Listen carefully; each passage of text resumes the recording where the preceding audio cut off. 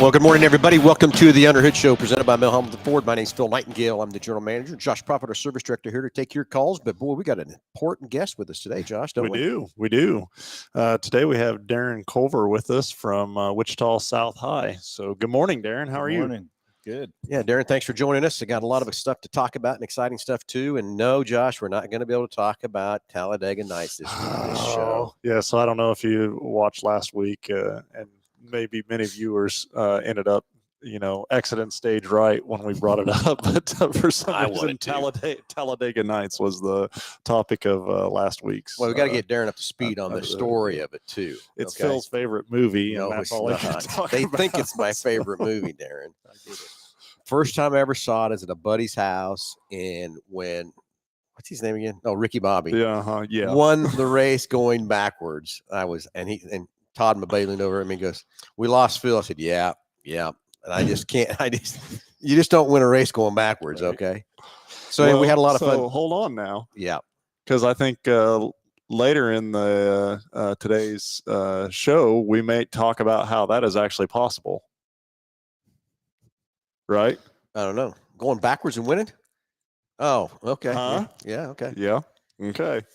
All right. Well, anyway, let's talk about Darren's program and what's happening there, Josh. So kind of give everybody kind of an intro here and what's going on and the partnership we have with Darren and everything else. So, of course, Darren used to be one of our techs here. Yeah. How long you been gone, Darren? Or how long you been teaching? Because that's what you went to go teach after you left here. This is year 13. God, it's crazy. It's absolutely crazy. Yeah, it is. From that side of things. But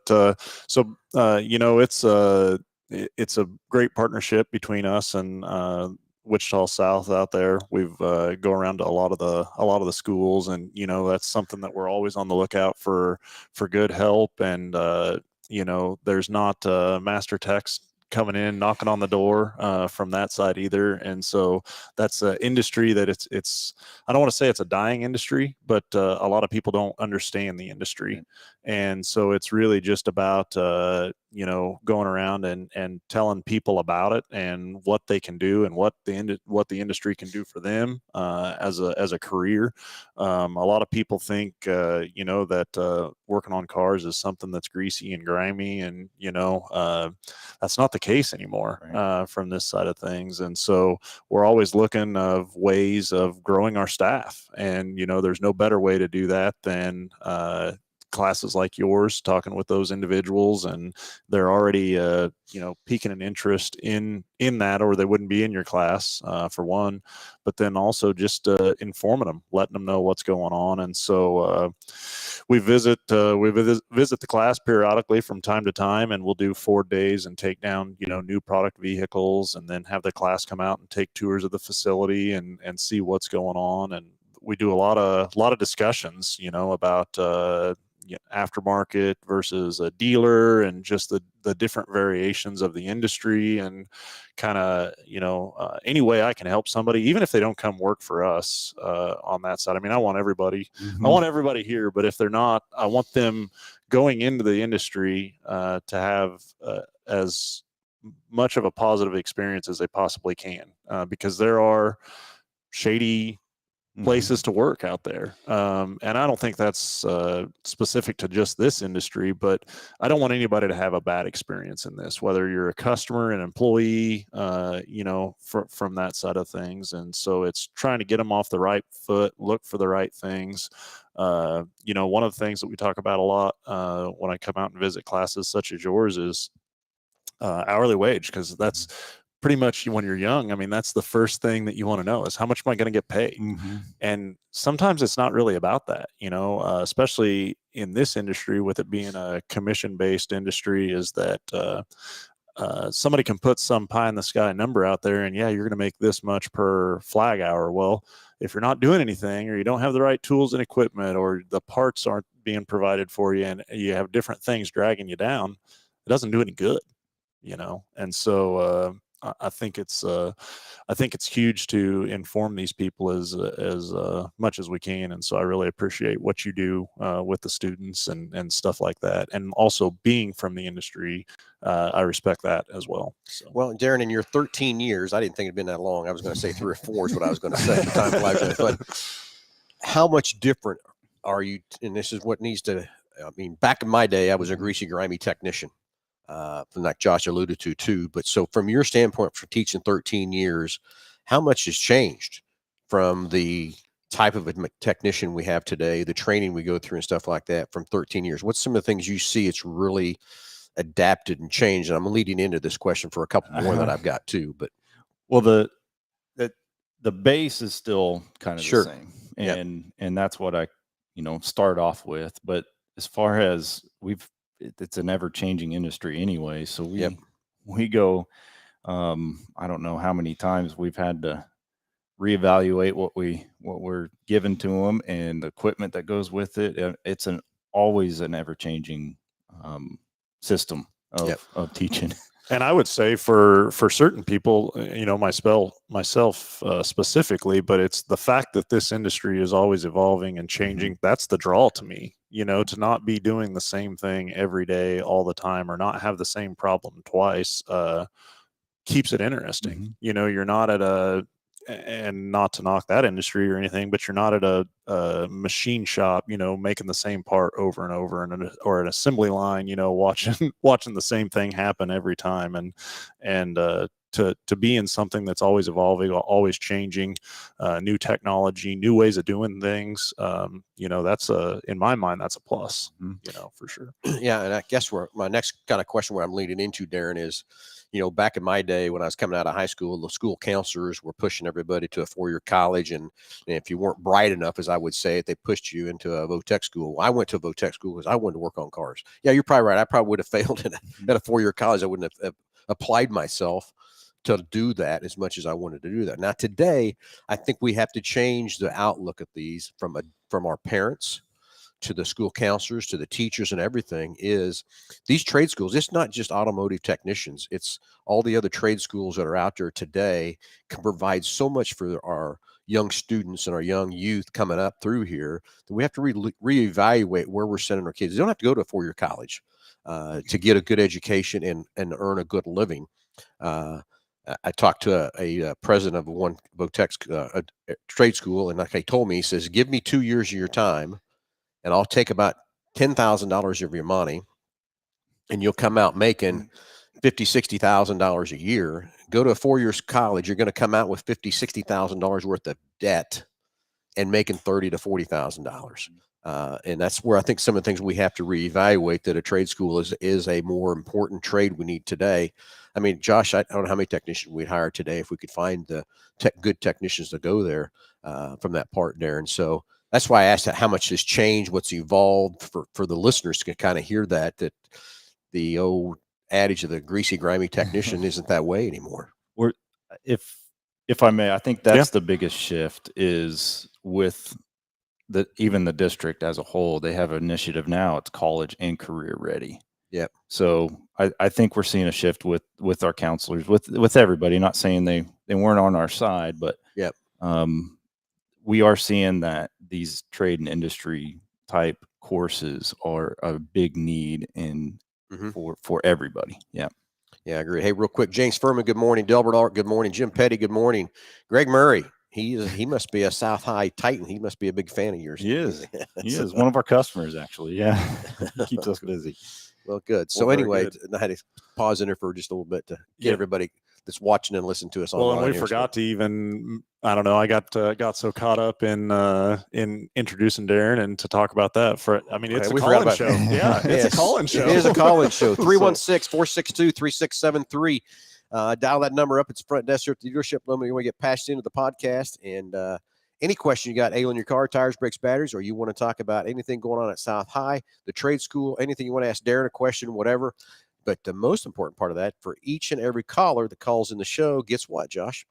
So mail out a package, but it's going to consist of the works, which is an oil change and tire rotation. We use Motorcraft oil and filter products here at Mel Hambelton Ford.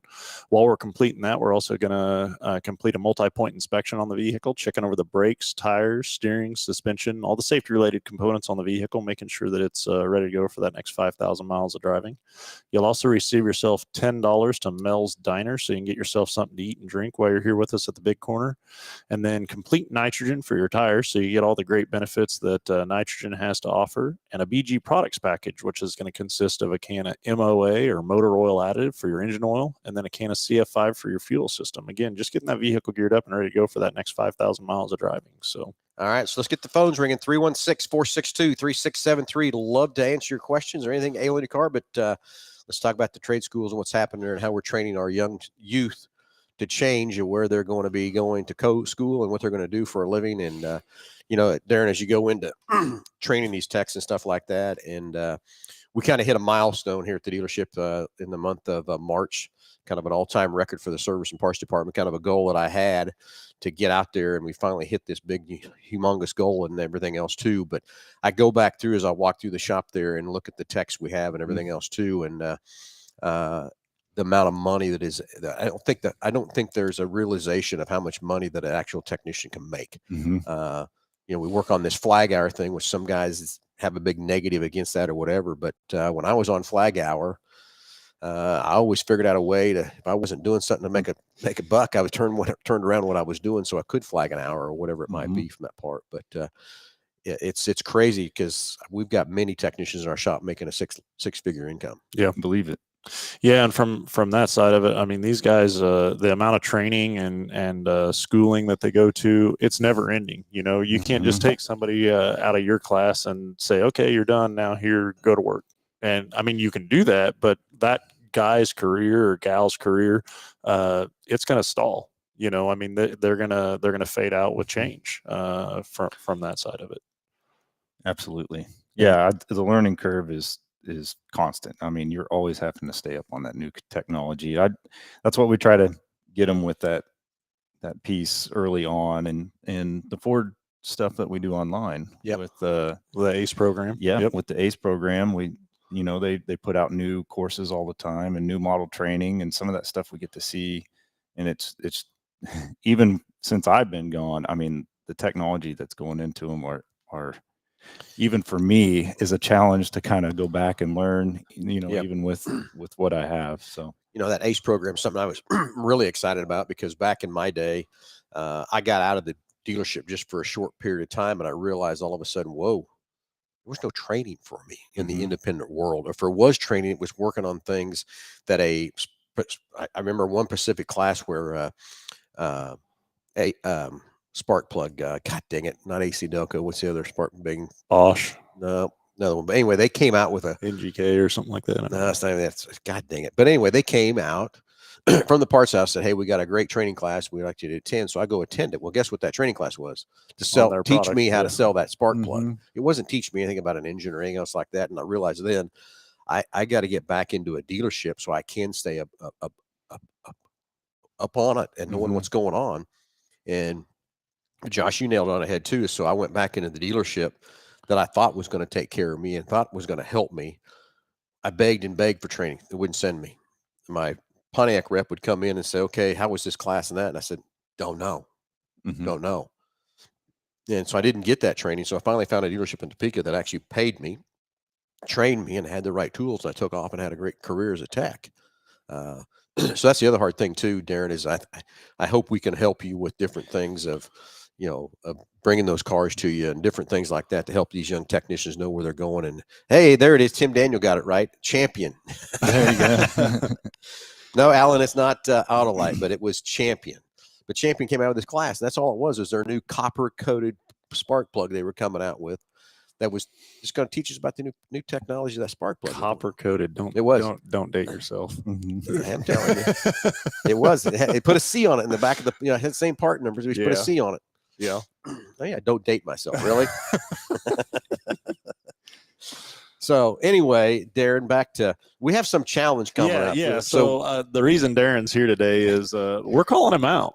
Okay. From that side. So, he's got you got a couple of classes, right? You got two classes that are kind of your older students, right? Okay. And so we're going to do a little competition, and, some of this is still vague. We'll get it ironed out, I promise, by the time the actual competition comes to fruition. But the only thing I know for sure is we've set a date, and it's going to be April 20th.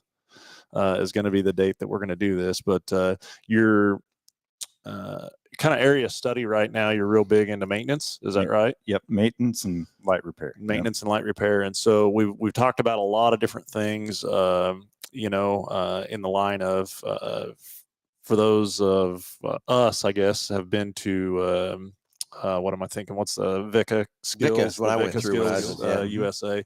They do a lot of little competitions like that. And I thought, well, hey, they can put a bug, because we donated a car, a couple years ago, or was that last year? 2 years ago, I think. Anyways, donated a Focus to them. I was like, well, they can put a bug in that car, and then we can take 2 identical cars here, put a bug in there. We'll have 3 groups. And so I'll take a tech with me, and I'll try and fix their car, and then their techs can try and fix ours and see, kind of where we go. Can I help put that bug in there?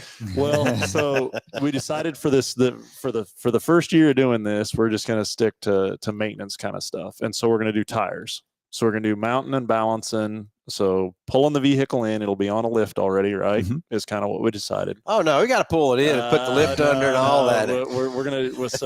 We're gonna pull it in, and or it'll be on a lift, ready to go. But we're gonna have a matter of starting the clock to take off the tires, mount them, balance them to 0, and then back on the car and train the TPMS sensors. And then after that's done, time stops, right? Okay. And so you've got how many kids you got? About 20 in those advanced classes. About 20 in the advanced classes. And so what he thought was he was going to break 20 in each class, or 20 total? I got 2 classes, and there's 20 total. 20 total. Okay, got you. So 10 in each. Okay, got you. So I think he's going to take the classes and have a competition with them previously. So break them up. Get qualified. Break them up into 4 groups. And so what he's going to do in those 4 groups, he'll run the relay race, but then he's going to time each person. So you're breaking it up. How you want to break it up to where you have 4 guys on a team, and what do you want those guys to do? Each one will have their own specific job. Okay. And then it'll be kind of like a relay. Yeah. At that point, the tire goes to this one, and then after the machine, it goes to the balancer, and then from there it goes back on the car. So each guy, like one guy will be mounting, one guy will be balancing, one guy will be mounting, putting it on the car. And so stuff. I think how'd you have it broke out? You want one guy to do what? One will take the wheel off the car, roll it over to the machine. Okay. Tire machine guy will. So at that guy, he's handing it over to somebody else once he gets it off, and then it'll hand it off to the balancer. Okay. So you got a mounter, removal and installation of the tire. And then you got a guy balancing. Yep. Okay. And then it'll roll back to the one that to the installer. They're going to reinstall it. Okay. Torque it down, and then TPMS person will be in the car ready to go with the. So your 4th guys do the TPMS tire training. Okay. All right. So that's his 4th guys. So now you got 4 groups of that to get your 20 guys. So what you're going to do is go through and do a competition with your class. Exactly. Whoever's the fastest at each one of those jobs is going to be my team. Is going to be your team. I want the impact. Well, so that's some of the rules here. So what are we doing? Are you using an impact? Are we using a torque wrench? How's that work? These are questions. Oh yeah. I think we use. What do you guys use in class? Industry-based tools. Okay. I think we use impacts and we have battery operated impacts and air impacts. So and then so they can select what they want. It's a preference for them. Okay. I like that. Torque sticks, or are we doing torque sticks, or are you going to do a final torque on the wheels afterwards? I haven't thought that far ahead. Yeah. We do have torque sticks. So I think we need to do a final torque all the way around. I think with an so, actual with the manual torque wrench that clicks, that you can hear it. That way, that's part of it. To make sure it's on there right. I hear you. The last thing you want to do is have your vehicle serviced and a wheel come off. You can't have that. And the one way you know that is a click on a torque wrench. Okay. You know it's on there. So over the next couple of weeks, you're going to be building your team. Yep. Right. So are we building a team too, or what? Well, so that's the thing, is we've talked about this a little bit, and then I kind of told Kelly about what's going on. We were just coming up with this morning, so I haven't really run everything by him. But I said, hey, we're looking at doing this, and I said because we're going to go to your location and do this, and you guys have an Auto 34 tire changer, and then you have the 9300 load force balancer Hunter load force balancer, which is some of the similar equipment to what we have here. And I said, hey, this is what they got. And he says, before I could even ask him who's doing it, he said he had already named the tech that was doing it. So he knew He knows it. he knows that tech is going to be the guy. And so we need a little discussion here as to, whether it's one guy or two guys. I'm thinking one guy. I really do think maybe one guy is gonna do all this, but I don't know. We'll get that details ironed out for sure. So we're going to have a competition against the Mel Hambelton Ford versus the Votech. Yeah. Students. So his 4 students. Okay.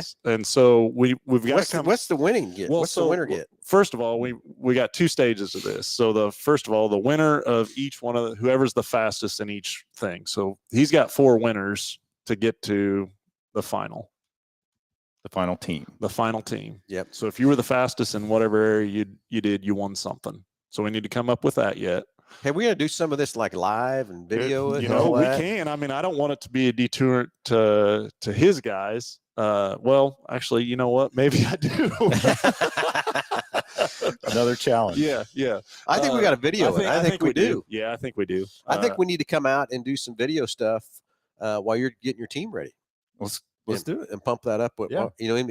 have a kind of like Yeah. kind of like we're doing a hunt for horsepower, which we're getting close to yeah. back for a hunt for Yep. horsepower. We'll talk about that in a minute too. But I think we got to have some videos going out there and watching you guys train and who's Okay. going and get your competition going. We can bring Big Corner Creative out there with their cameras and Oh, yeah. video this up and have a little series on it. Yeah. Let's do it. Would agree with that. So we need to have a prize for each one of those people that wins to get to the final, and then we're going to go up against our guys, and then there's going to be a winner and loser on that deal.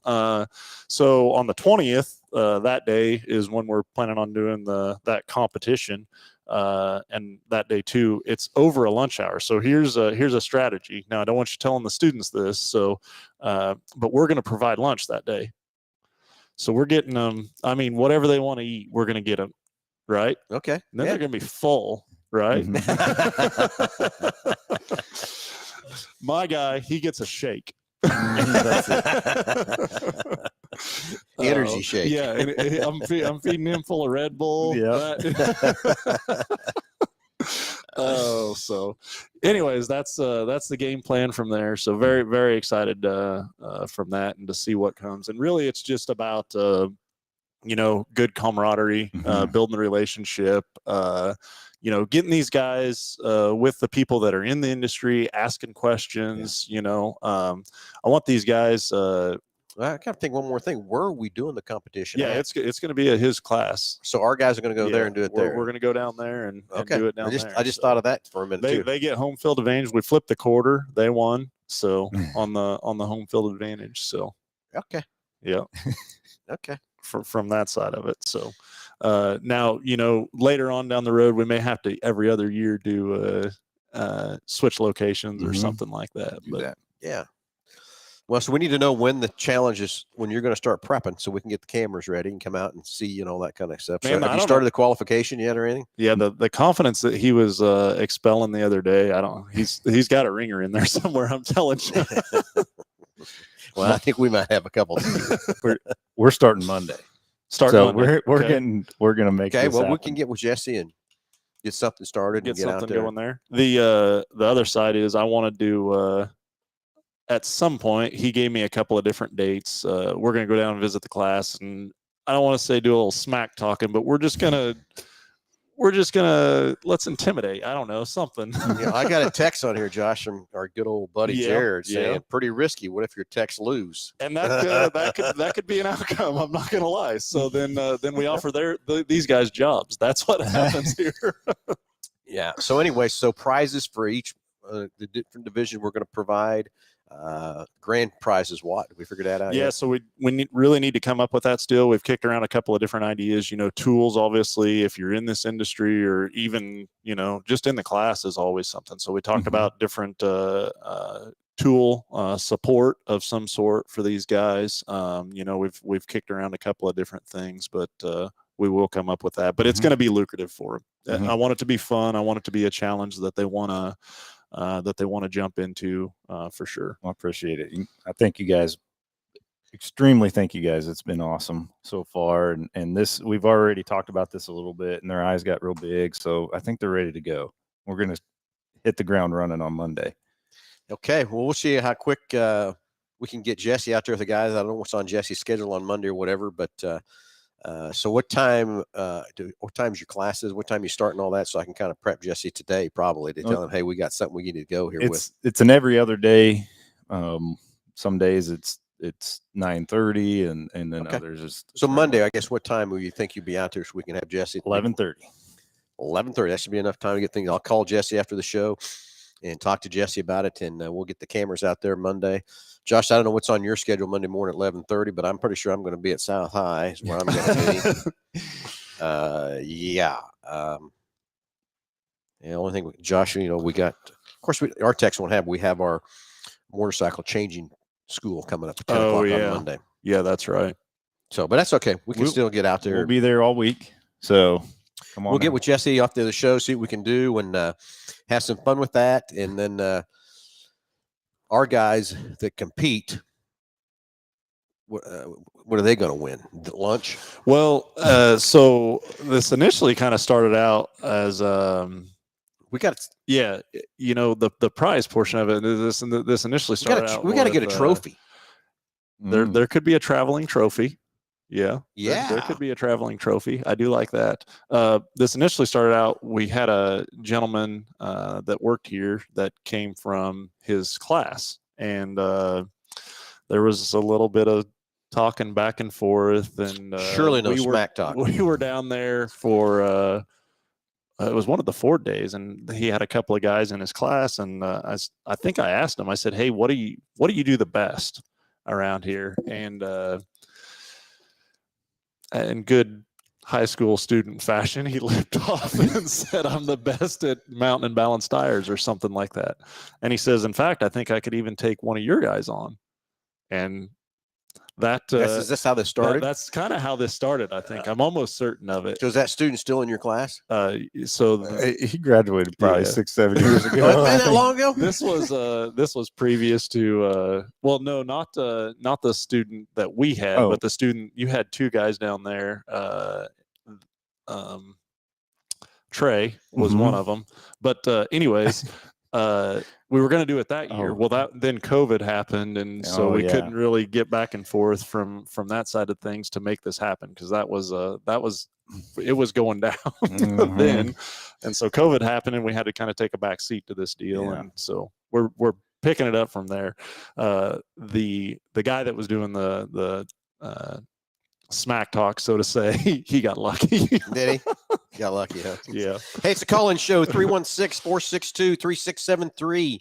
Yes, anything ailing your car, tires, brakes, batteries, but also we got Darren here from South High at the Votech School there, training up the techs and the youths and everybody coming up in this industry. We'd love to answer any questions you might have for him. Or you want to talk about this competition. You got any opinions on this competition? Now, Bill Dahl's got one. He says, get those quick lane techs and make a team always very quick and efficient when they're changing oil and tire rotation on our Ford Edge. Yes, Bill, thank you for that. Appreciate that very much. And James Furman said back in the day when he was at Davis Moore, there was a tech that went to Ford competition. He actually won a brand new Mercury Mountaineer.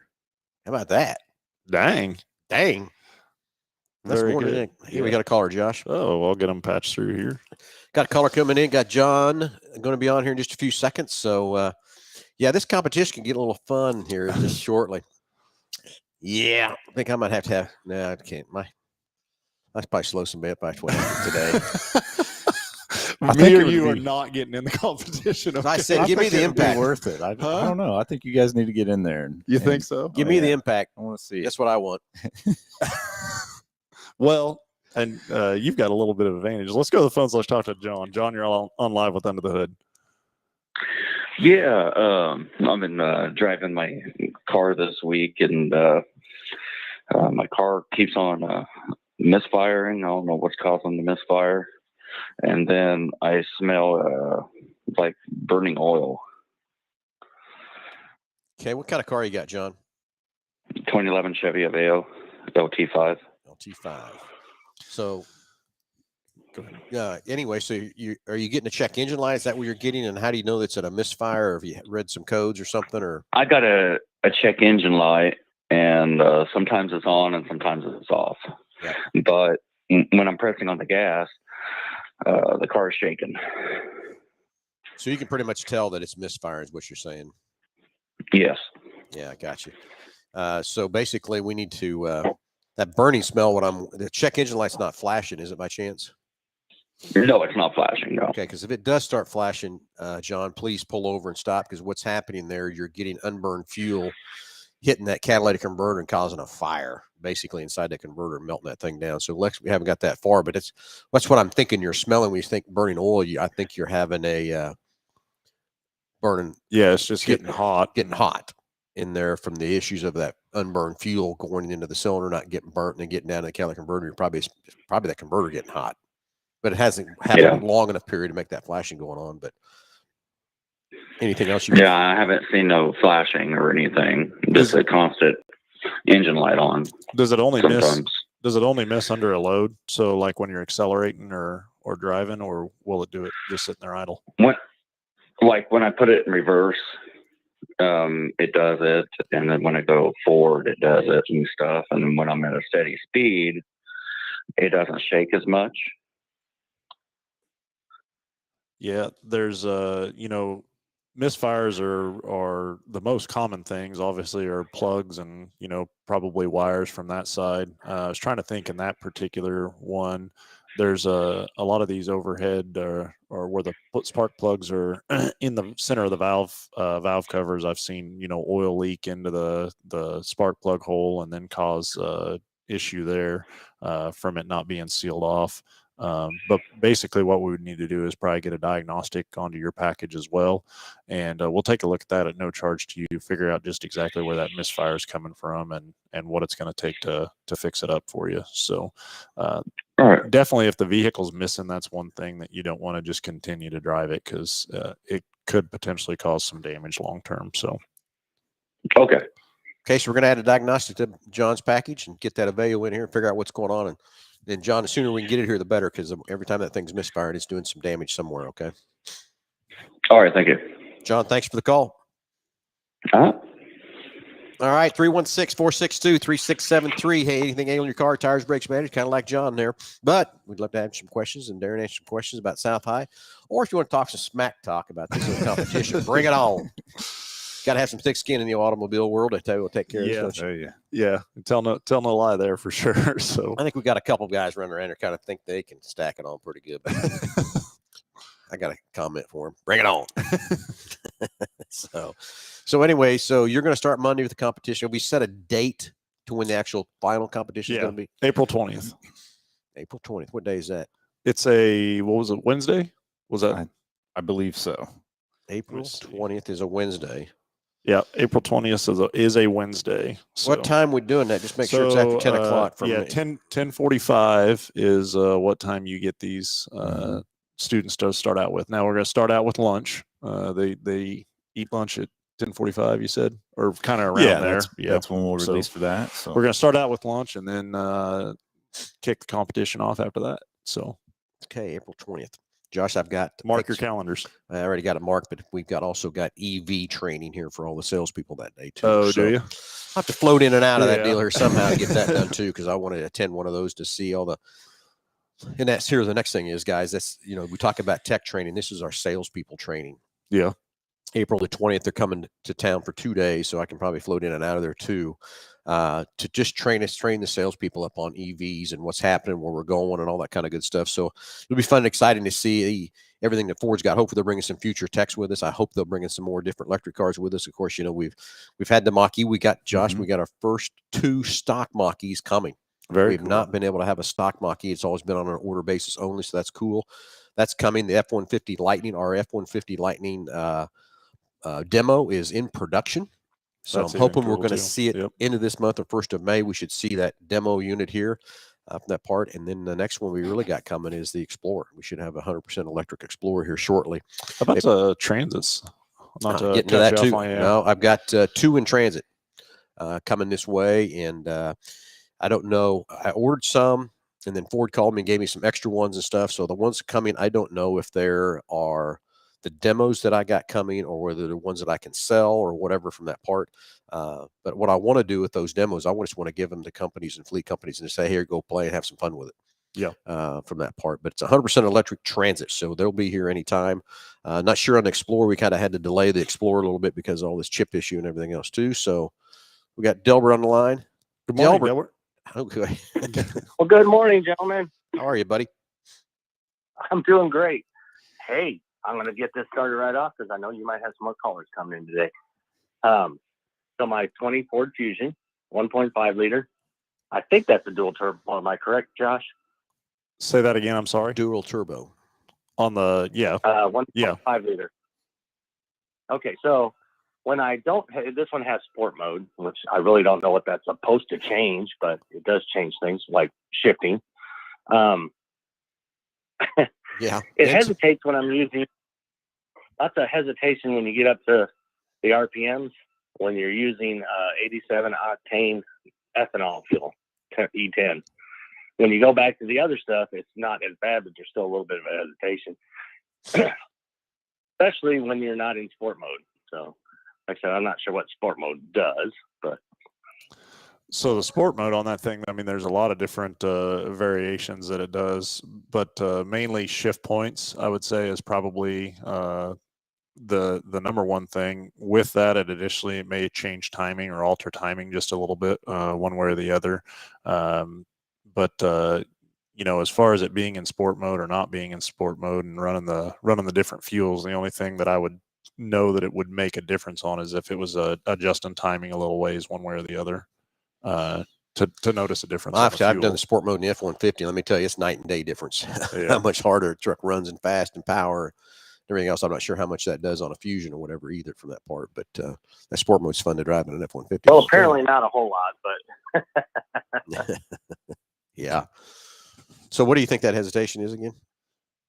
Well, and you're saying that it's different on the E85 or the 10% ethanol blended fuel versus not, correct?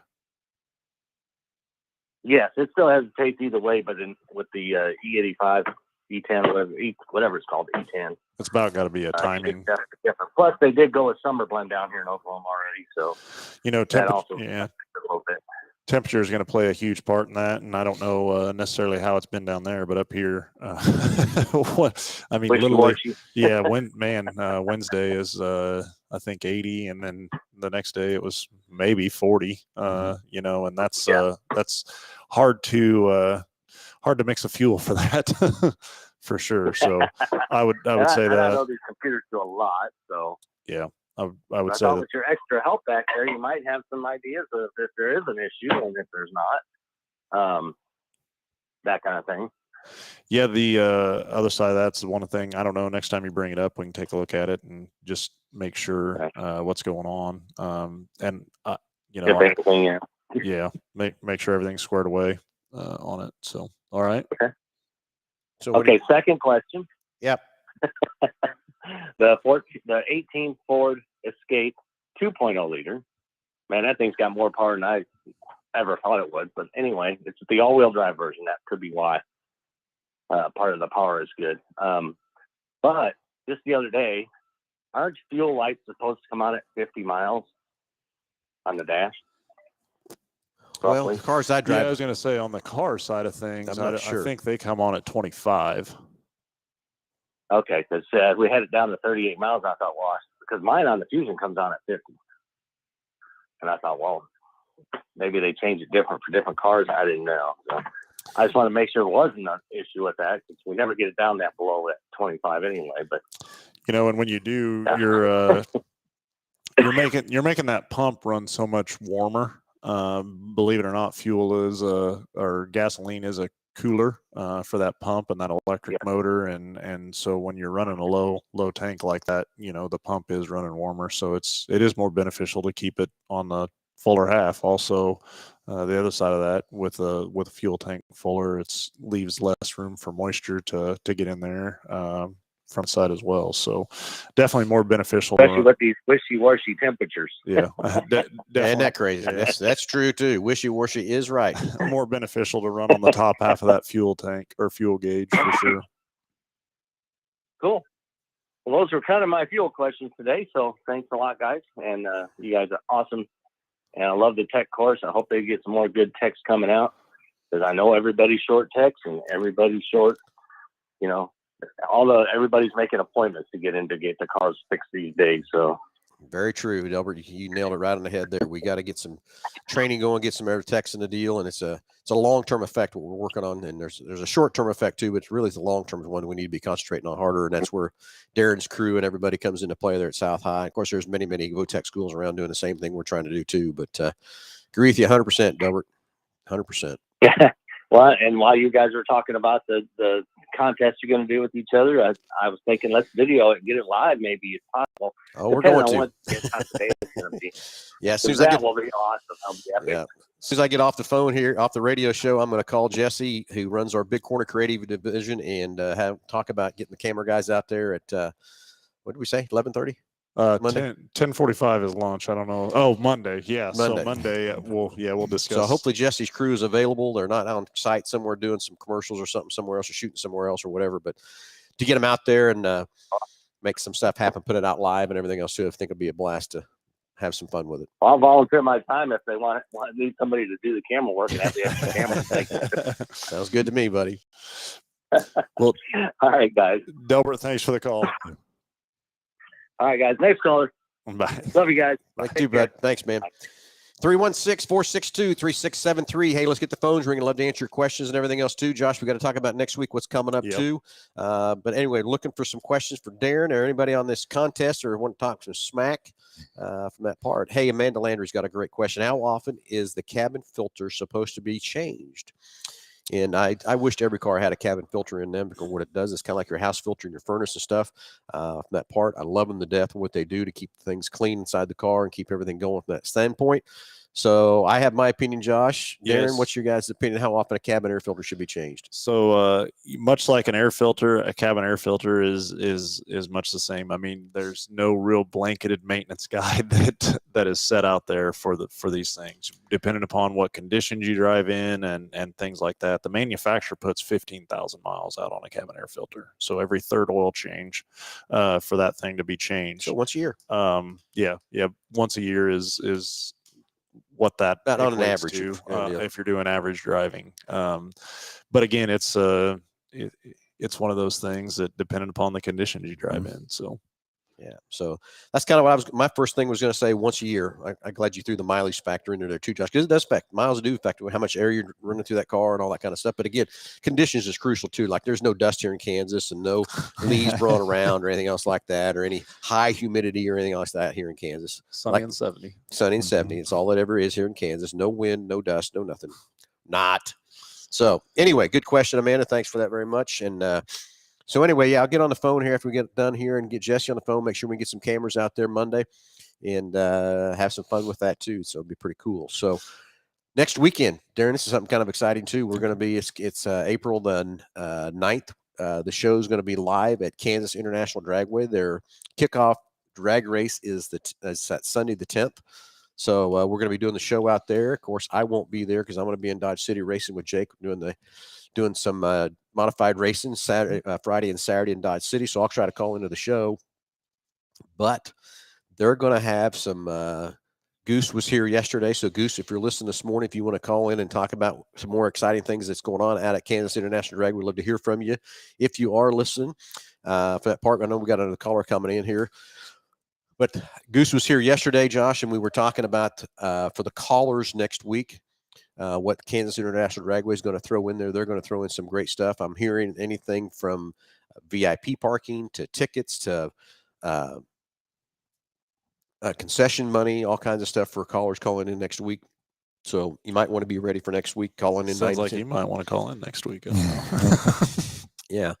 But anyway, it's a kickoff of Kansas International Dragway next Saturday morning.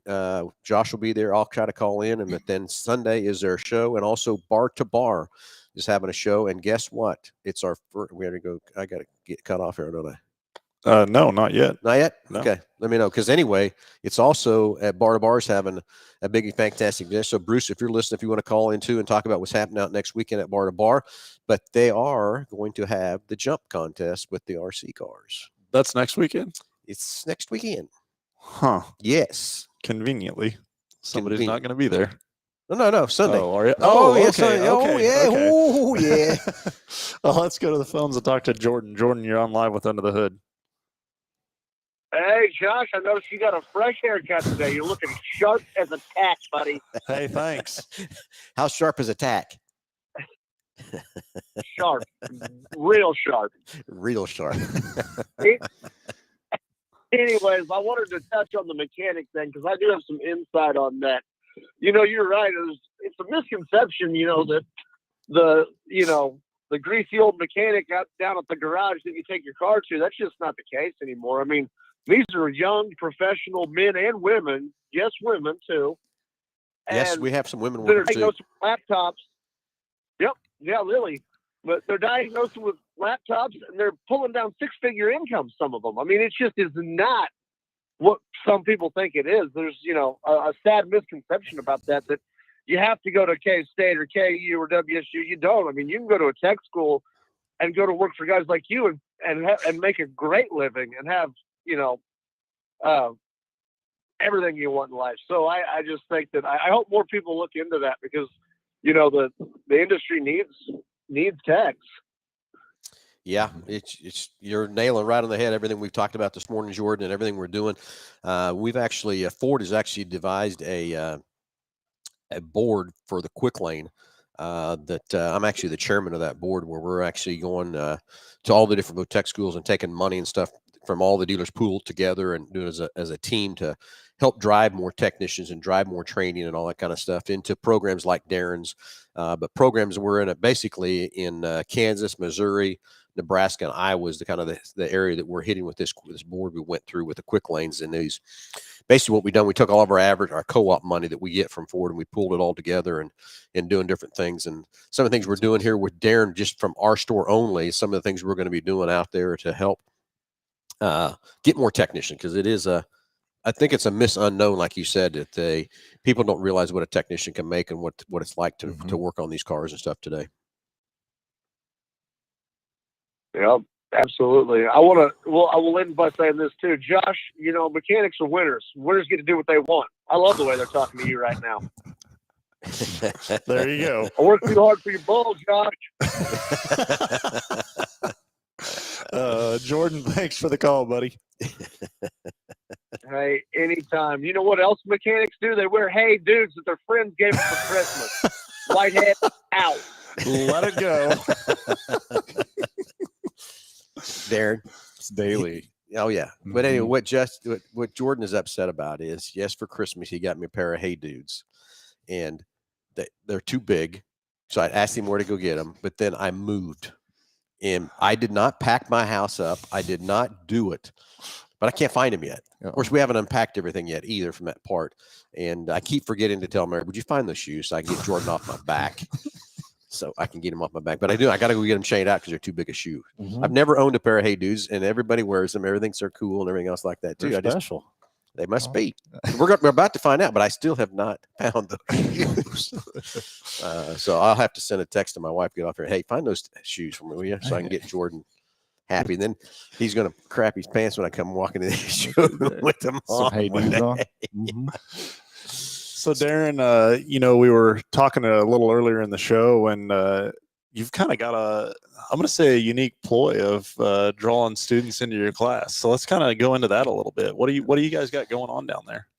The race car. Yeah. So at the beginning of the year, we hit through networking and things. We had a chance to work on an enduro cruiser car, where you have a driver and on one side and a gasser on the other.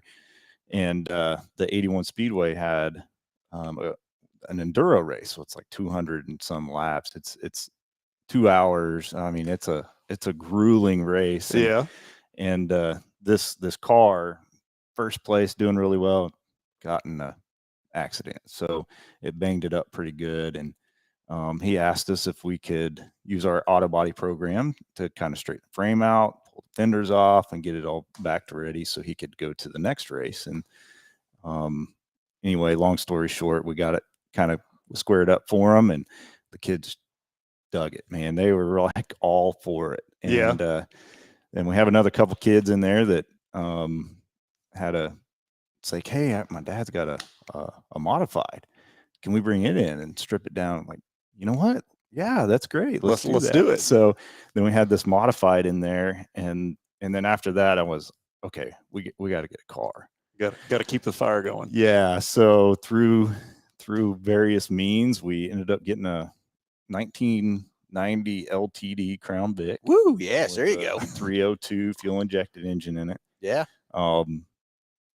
It was in pretty good shape. It was not a dent in it. And it was. And yeah, I hate to say it. Everybody that come down and seen it, they're like, "Oh, this is a great car. I mean, what are you getting?" I said, "Don't fall in love with it because it's gonna be pretty going racing here pretty soon. Yeah, it's not gonna look like this." So it's pretty cool. We got it in, and from there we made a list of things we needed, and it's hitting a lot of our standards that we put a Cobra carry 8.8 rear carrier in it, and they did the intake and the valve cover gaskets, and built the roll cage in it. That might be a little extended from our normal garb, but we ended up and then had the auto body program sand it and paint it. Oh, very cool. And got it finished right before spring break, and we took it out last weekend, and the kids have just soaked it up. It's been real fun. That car especially. So yeah, I remember the enduro race way back when I was working in Topeka. I got a phone call from my buddies back in Halstead, said, "Hey, we're going to this enduro race at 81 Speedway. We need your help." I go, "We need my help for it. We need help." So I roll in there on a Friday. The race is on a Sunday, and we got 2 cars, and we're thrashing on these cars to get them ready to go. And I'd done the dirt track racing, but I'd never done this enduro racing stuff. And I don't remember. I think it was a 500 lap race out there that day. And so we roll into the pits. We're out there going. And then when the real fun got started, because you got in a wreck, we had to figure out to put that thing back together. And we cobbled so much stuff together to put a radiator in one of those things. It was more fun and everything else. I don't think we finished, but it was just so much fun. I mean, the car come rolling in there, and I'm thinking, oh, we're done. One of the guys there, and I can't think of his name. I can see him, but I can't remember his name. Done. Hell, we are. Get this. Okay, let's go. So it was a lot of fun. So I can just about imagine how much fun your kids will have, and everything else with that standpoint too. And from those enduro races, so you got to get into, you got that modified in there now too. So that's here's what I see. Okay, you ready for this? This is long term again. Yeah, Darren, you could evolve your class into a race division too. We actually had another class over that you actually train to work on race cars too. I'm telling you. Because it's a knack to work on these race cars and know what's going on with them and all that kind of stuff. You could turn it into that I could see that in the long term. You could grow it into where you got 6 and 8 of those cars sitting in there and stuff too, and have a whole nother class or a whole nother division or whatever of doing that. Because racing is where it is, whether people say it is or not. I'm telling you, it's a lot of fun. It would be. I think the end game would be cool to have like a race team and have something out there that we could see and be part of. This has been great. It's kind of baby steps at this point. I get it. I get it. I'm just saying long term down the road. That would be a cool deal. So I don't need another hobby, but it would be great. And I don't know too, getting into this industry, like there's not many people that just start out like, hey, I want to be a mechanic or a technician or whatever. It's always I want to go fast, or I want to go racing, or the wow, that's really cool. The from the appearance side of things, I think that really get people headed down that path. There's an interest that sparked there, and you can see a lot of them that have turned that corner and like now and draw them in, and it's been pretty special. Yep. Exactly. Had a good time. I think it's another way, in my opinion, you can draw another group of young people into our industry is what I think. I mean, like you said, Josh, there's always somebody who wants to go fast and go everything else like that. You turn into a drag race to building some drag cars. You Yeah. never know what you can get into, but I tell you that racing is always going to be here. I do believe there's going to be divisions, and every one of these divisions will be electric cars eventually too, or that sort of thing too, from that standpoint. But a lot of fun and a lot of exciting things. And Josh, you just kind of nailed this on the head too. This is what I love about the automobile world. I started at 8 years old with my dad in his little repair shop, and I realized as I grew with him, I worked for him till I was 18, till I took off and went to the tech school. But the automobile world it's never the same. There's always new products. Everybody's wearing one out. Everyone's breaking one, and everyone wants a new one. So it's a never-ending battle of the industry. But I love it very much, and got every day to have fun with it and everything else too. You just never know what's coming at you next from that part. So anyway, Josh, we're running out of time. Darren, I can't thank you enough for being in here. This is going to be for the invite. We're going to have some fun with this competition. I can promise you'll be no smack talking. We've got to make sure everybody knows that no smack talking going on in this deal when we get going with it. But next weekend out of Kansas International Dragway, Josh, I'll be calling in, but a lot of fun, exciting stuff there. You don't want to miss the show next week. Call in because there's going to be a lot of stuff to win from Kansas International Dragway. Prize and stuff on the show, and then of course we'll be out there Sunday, and Bar to Bar is having a great show too. And I'm sure what all these get lost in all the events we have going on with Mel Hambelton Ford Racing and where we're going. But next weekend will be fun out there. And real quick, I forgot about this car show up there today. As here you rattle that off. That's over at the Goddard's. It's down in Goddard, but on Main Street. It's for the Goddard Lions Club, and they've got like the most America's most beautiful roadster, 2020 Grand National Roadster, is going to be displayed down there. Supposedly, this is the only event this car is supposed to come out for, but it's a 1934 Chevy Roadster.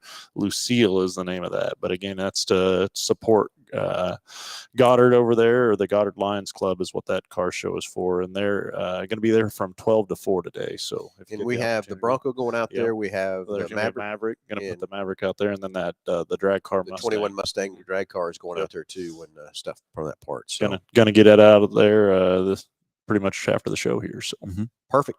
Okay. Well, anyway, next weekend, Bar to Bar and Kansas International Dragway would be fun. Going to be some more smack talking on the jump. We're going to have an RC jump out there with our RC cars to see who can do it. And I'm kind of disgruntled here a little bit, Josh. The car I wanted, they sold. It was for sale. They were not supposed to sell it yet until after that event. So I don't have a leg up on them now. So I'm just going to have to call Jake and get Jake out there with his stuff and go after it, I guess. What I have to do now. Couldn't believe what I said. You sold it? Yeah, I've sold it. Okay. I think they didn't want me to have that unfair advantage, maybe. You think? Yeah. Who knew? Who knew? Who wanted to bust who? Who knows? But anyway, real quick, too, for a roundup video, we got to thank our great sponsor of the show, which is Big Corner Creative, for all your advertising needs. Anything you need to help advertise your company, commercials, TV, traditional, Google, whatever it is to help you advertise your business, web page designs. Go out and check out Mel Hambelton Ford Racing webpage. Not our Mel Hambelton Ford page. That has to be a Ford design page that Ford makes us have. But our Mel Hambelton Ford Racing page is a page that Big Corner Creative developed from ground up. So if you need a web page, whatever it is, you need vehicle wraps, race cars wrap, window tint, anything to advertise your business whatsoever.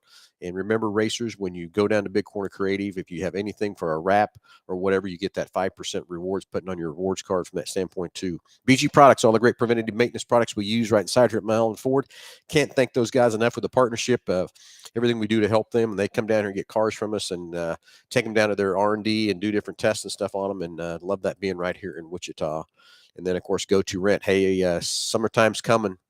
Hate to tell you this, but the amount of cars that Stan has is not as lucrative as it used to be. So make sure you get plenty of time in advance. If you need something for a rental car or going on vacation or whatever, get in line with that thing to make sure you have a vehicle ready and available for you this summer. And I hate to tell you, better make your plans now because that fleet of his is less than half because of all this chip shortage and everything else too, from that standpoint too. So, hey, everybody, have a great Saturday. And again, Darren, thanks so much for the partnership with your school and the young techs out there that we're trying to help, and everybody else, and help make your program as good as it can be. And everybody have a great Saturday. We'll talk to you next Saturday.